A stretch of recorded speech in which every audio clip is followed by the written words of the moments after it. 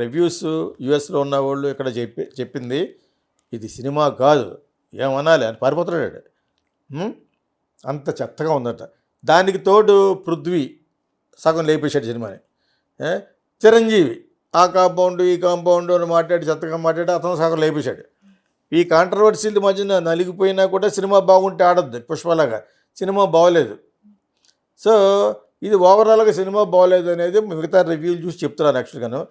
తర్వాత ఇతను కూడా కొన్ని వాగాడు. మళ్ళీ మా సినిమా మా ఇష్టం వచ్చినట్టు చేసుకుంటాం ప్రమోషన్ అని ఏదో వాగాడు. అది వచ్చేసింది బయట. అది కావాలని వాగి పెట్టాడు.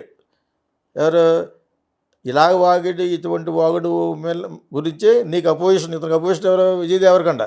తెలంగాణలో వీళ్ళిద్దరికే పోటీ.